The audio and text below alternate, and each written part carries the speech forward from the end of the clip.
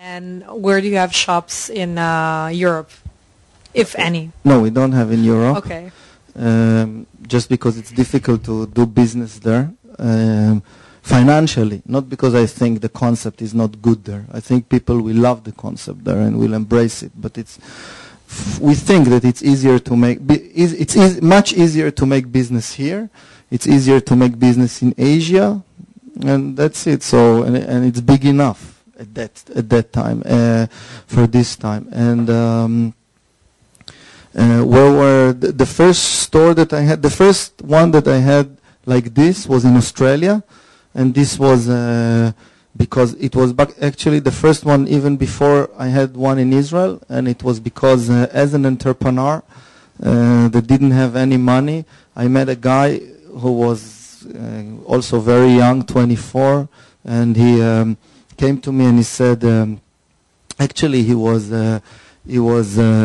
wife was in a dentist.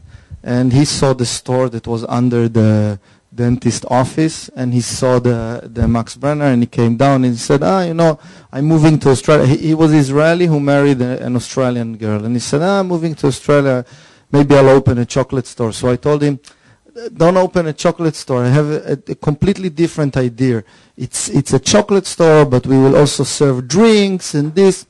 Now, when I start to imagine something, mostly the boundaries, the borders between reality and imagination are vague. And I start to believe that I have a shop like this and this. So I told him, yes, this, and he said, wow, and let's do it. And he opened the store, which we completely didn't know what we were doing. I never made coffee before. I didn't even know how to make a cup of coffee or this. So, and we came there and we started, and we had little hug mugs because we made them by hand. Now it's done in a serious way, but that time, it was so small. We just made it with somebody who make pottery, and we made like 30 hug mugs, which were really tiny. And I didn't want it to be flat here, because I said if you want a hug, it should be round.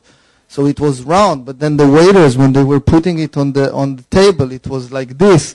But that's how you start. There are many stories like this, how it starts.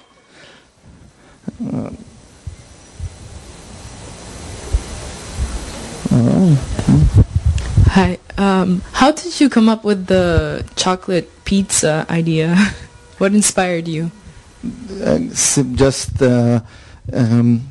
It was not even an inspiration. It was sometimes after I started to do drinks and food in chocolate, desserts, and serve like this, I met somebody in London who wanted to do chocolate store like this in London. And his wife told me that she saw one time a chocolate pizza and it's a good idea. But she didn't describe to me what it is. And I said, wow, chocolate pizza, it's an amazing idea. And it was her idea. Not like this, but it was her idea. She said chocolate pizza, and then I said, but if you Google today chocolate pizza, you will see a lot of different ways of doing this type of chocolate pizza. Mine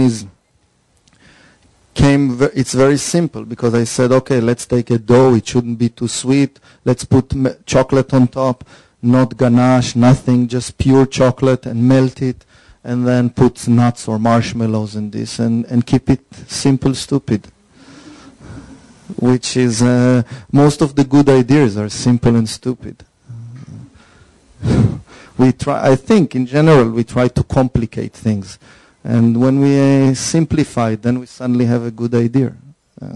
So that was this as well.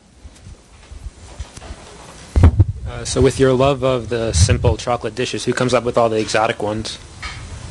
I don't have many, like what? I don't think of anyone that is really exotic. It's exotic in the names or in the, but the making of it is not really.